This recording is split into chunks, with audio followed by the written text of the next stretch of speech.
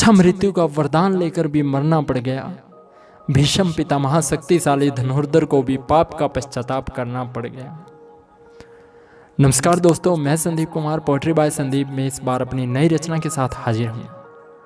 दोस्तों, भीष्म पितामह जो कि शांतनु और गंगा का पुत्र कुरुवंश में हुआ था, इनका नाम असल में देवव्रत था और भीष्म प्रतिज्ञा लेने के कारण भीष्म पितामह पड़ गया था। यह रचना आपको भीष्म पितामह के उस पाप से परिचित कराएगी जिस पाप के कारण वो बाणों की सैया पर मौत का इंतजार कर रहे थे। शुरू करता हूं अपनी पंक्तियों से। उससे पहले यदि आप मेरे चैनल पर पहली बार आए हों तो चैनल को जरूर सब्सक्राइब करें, कोई पैसा नहीं लगेगा। और रचना सुनने के बाद अगर आप लाइक, कमेंट और शेयर करते हैं तो उसका भी कोई पैसा नहीं लगता। हाँ, मेरी मेहनत का मूल्य जरूर अदा हो जाता है। दोस्तों, पंक्तियां हैं। भीष्म सी प्रतिज्ञा वाला वो पितामह भी लाचार नजर आया जब श्री कृष्ण ने कुरुक्षेत्र में पश्चाताप याद दिलाया।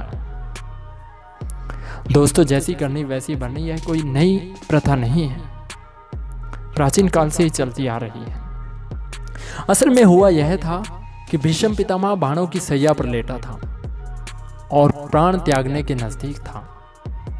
तभी श्री कृष्ण जी वहां पर आते हैं उनसे मिलने के लिए। तो भीष्म पितामह श्री कृष्ण से पूछते हैं, क्या पूछते हैं ये मैं आपको अपनी पंक्तियों के माध्यम से बताता हूं।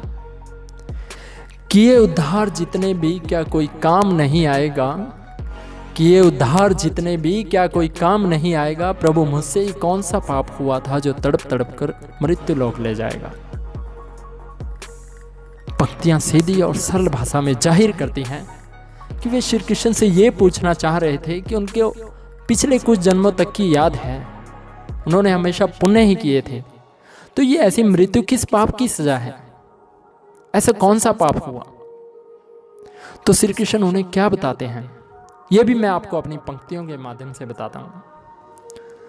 था पूर्व जन्म जब राजकुमार थे, था पूर्व जन्म जब राजकुमार थे और होश खोया था।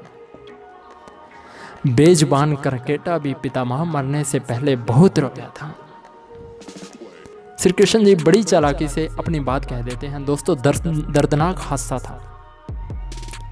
श्री कृष्ण याद दिलाते हैं कि कुछ जन्म पूर्व तुम एक राजकुमार थे और अपने रथ पर सवार जंगल से गुजर रहे थे, तो करकेटा पेड़ से गिरकर तुम्हारे घोड़ों के अग्रभाग पर गिर गया था। तो भीष्म पितामह तुमने उस बेजुबान को अपने बाण से उठाकर पीछे फेंक दिया, लेकिन वो पीछे झाड़ी में तो जा गिरा।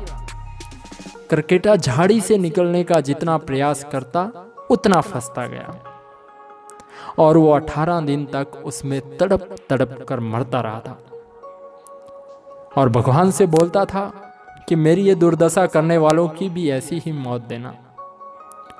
उस करकेटा के पाप का पश्चाताप तुम्हारी इस मौत से ही हो सकेगा। भीष्म पितामह को ये सब श्री कृष्ण ने कुरुक्षेत्र के उस मैदान में कहे थे। दोस्तों, समय बड़ा बलवान होता है। इस तथ्य पर मेरी ये अंतिम पंक्तियां इस रचना की जरूर सुनना, जरूर सुनना।